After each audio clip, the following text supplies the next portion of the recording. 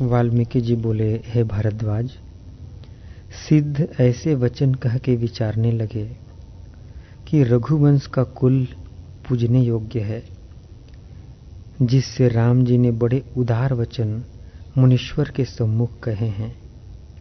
अब जो मुनीश्वर उत्तर देंगे वह भी सुनना चाहिए।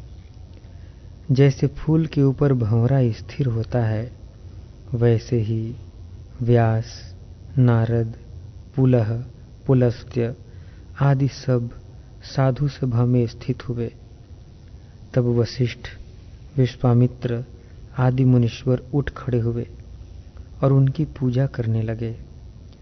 पहले राजा दशरथ ने पूजा की और फिर नाना प्रकार से सब ने उनकी पूजा की और यथा योग्य आसन के ऊपर बैठे।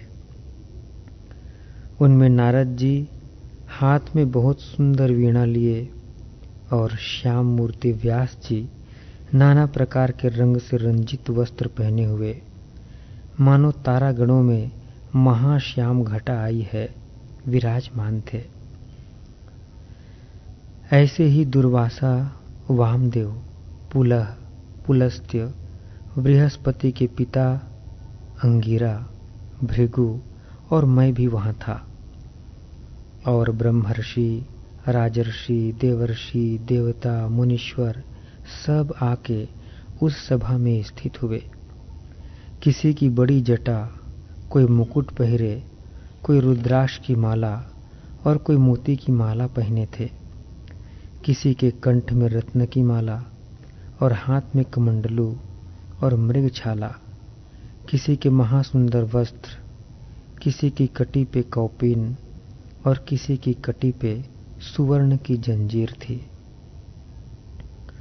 ऐसे बड़े बड़े तपस्वी जो वहां आके बैठे थे, उनमें कोई राजसी और कोई सात्विक स्वभाव के थे और सब विद्वान वेद के पढ़ने वाले प्राप्त हुए।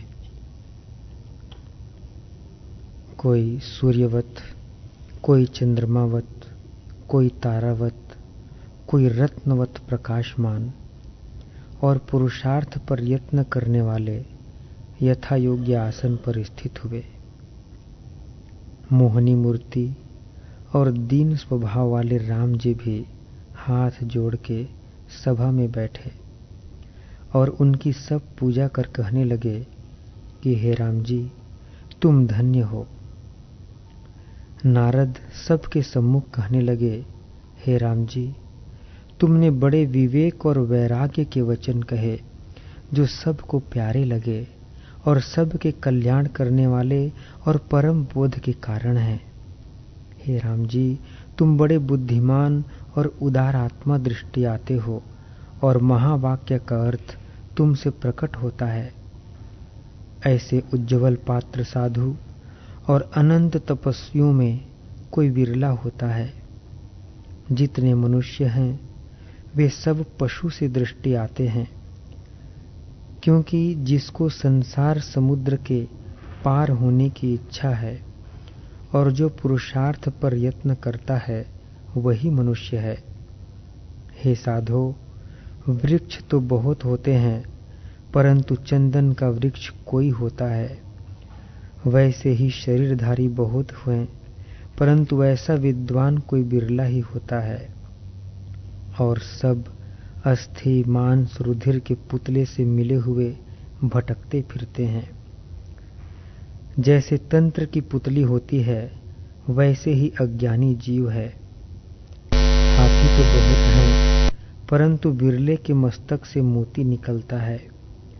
वैसे ही मनुष्य तो बहुत हैं परंतु पुरुषार्थ पर यत्न करने वाला कोई बिरला ही होता है।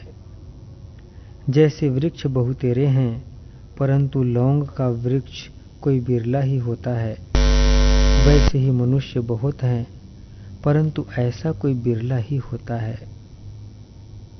ऐसे पात्र से थोड़ा अर्थ कहा भी बहुत हो जाता है। जैसे तेल की बूंद थोड़े ही जल में डालिए तो फैल जाती है, वैसे ही थोड़े वचन तुम्हारे हिये में बहुत होते हैं। हे राम जी, तुम्हारी बुद्धि बहुत विशेष है और दीपक सी प्रकाश वाली और बोध का परम पात्र है।